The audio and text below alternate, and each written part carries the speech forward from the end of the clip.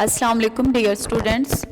हम first year math chapter number 8 discuss कर रहे हैं, जिसमें हमने कल देखा था मैथमेटिकल इंडक्शन, उसकी स्टेटमेंट देखी थी और फिर उससे रिलेटेड क्वेश्चन भी सॉल्व किया था।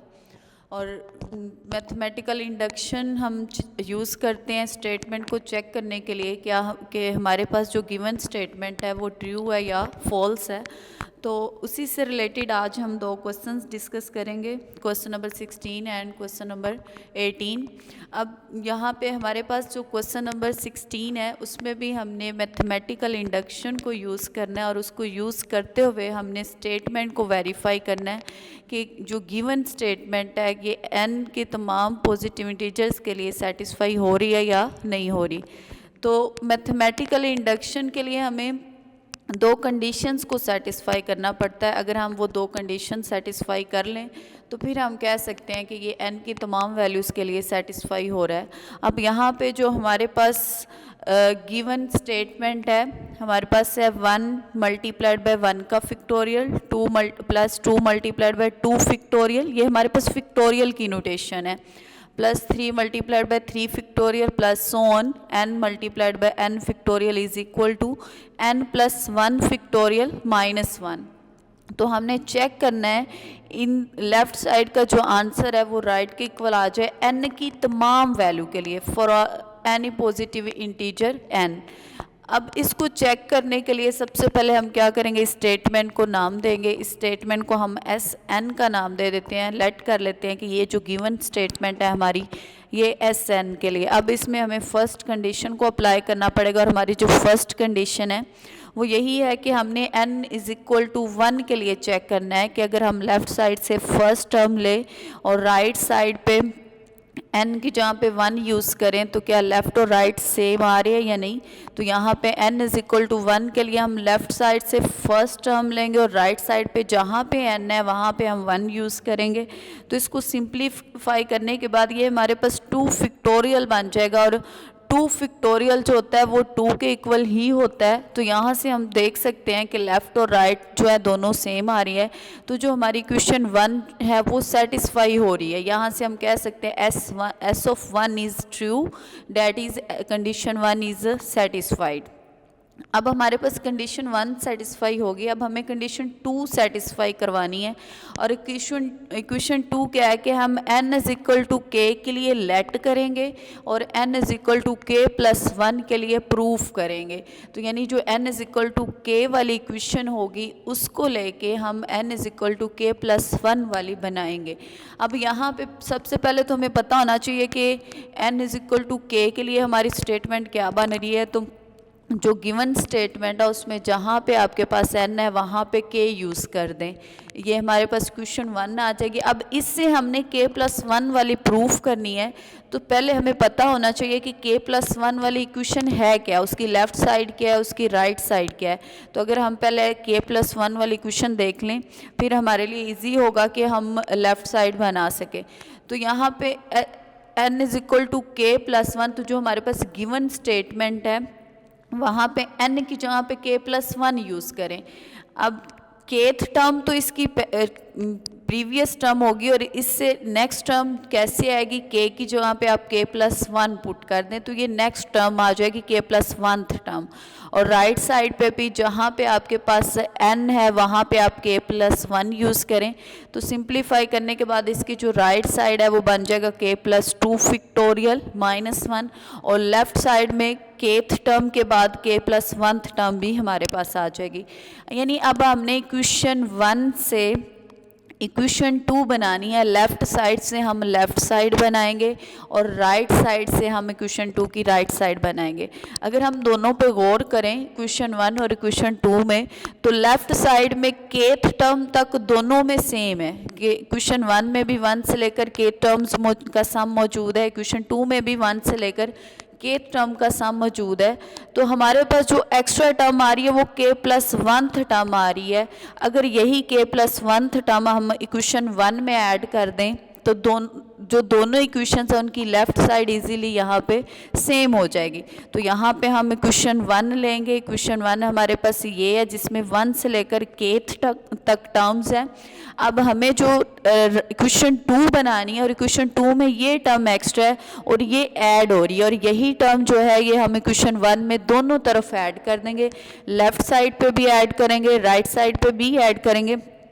ऐड करने से लेफ़्ट साइड तो डायरेक्ट हमारी क्वेश्चन 2 के जैसी बन जाएगी, और राइट साइड को हमें सिंप्लीफाई करना पड़ेगा। सिंप्लीफाई करने के बाद हम उसको क्वेश्चन 2 की राइट साइड के इक्वल ले आएंगे। अब हम दोनों तरफ जो k+1th टर्म है इक्वेशन 1 की तरफ ऐड कर देंगे। लेफ़्ट साइड पे भी हम ऐड करेंगे और उसकी राइट साइड पे ऐड करेंगे। तो लेफ़्ट साइड देखें क्वेश्चन 1 की इक्वेशन 2 के सेम उसी जैसी हो गई है। अब राइट साइड को सोल्व करना पड़ेगा। राइट साइड पे हमारे पास 3 टर्म्स हैं। एक है k+1 factorial -1 plus k+1 into k+1 factorial, और यहाँ पे हम थोड़ा सा इसको रीअरेंज कर लेंगे। जो k+1 फैक्टोरियल वाली टर्म और यहाँ पे भी k+1 फैक्टोरियल वाली टर्म है, दोनों को हम इकट्ठा लिख रहे हैं, -1 को हम लास्ट पे लिख रहे हैं। दोनों टर्म्स में पहले दोनों टर्म्स में k+1 फैक्टोरियल कॉमन आ रहा है, तो हम यहाँ से कॉमन ले लेंगे। ये k+1 फैक्टोरियल कॉमन आ गया तो इसकी जहाँ पे 1 आ जाएगा। यहाँ से k+1 फैक्टोरियल कॉमन आया तो यहाँ पे k+1 बच जाएगा। दोनों को ऐड करें तो ये आपके पास बन रहा है k+2। k+2 टर्म बन रही है, यानी इनको ऐड करने से हमारे पास k+2 आ रहा है। और इसको हम शुरू में लिख सकते हैं क्योंकि दोनों मल्टीप्लाई हो रहे हैं, हम इनकी जो जगह है वो चेंज कर सकते हैं। तो हम फैक्टोरियल में क्या करते हैं, हमेशा जो बड़ी टर्म होती है उसका फैक्टोरियल क्लोज करते हैं। तो यहाँ पे हम इसको लिख सकते हैं कि k+2 का फैक्टोरियल -1, और चेक करें तो यही हमारे पास इक्वेशन 2 की राइट हैंड साइड है। तो यहाँ से फिर हम कह सकते हैं कि एस स्टेटमेंट हमारी जो है वो n = k+1 के लिए तब ट्रू होगी अगर वो हमारे पास n = k के लिए ट्रू है। अगर ये हमारे पास सेटिस्फाई हो रही है तो फिर हम कह सकते हैं कंडीशन 2 जो है वो हमारी सेटिस्फाई हो रही है, और जो हमारी गिवन स्टेटमेंट है वो n की तमाम वैल्यूज़ के लिए पॉजिटिव इंटीजर्स के लिए सेटिस्फाई होगी। अब इसी तरह हम क्वेश्चन नंबर 18 को देखेंगे जिसके अंदर हमें ज्योमेट्रिक प्रोग्रेशन की nth टर्म दे दी गई है, जो हमने चैप्टर नंबर 6 में डिस्कस किया था। ज्योमेट्रिक प्रोग्रेशन या हम जिसे ज्योमेट्रिक सीक्वेंस भी कहते हैं। और ज्योमेट्रिक प्रोग्रेशन या ज्योमेट्रिक सीक्वेंस क्या होता है, जिसमें दो टर्म्स के दरमियान में रेशियो सेम होती है। अगर रेशियो सेम हो तो फिर हम उसको ज्योमेट्रिक प्रोग्रेशन या ज्योमेट्रिक सीक्वेंस कह सकते हैं।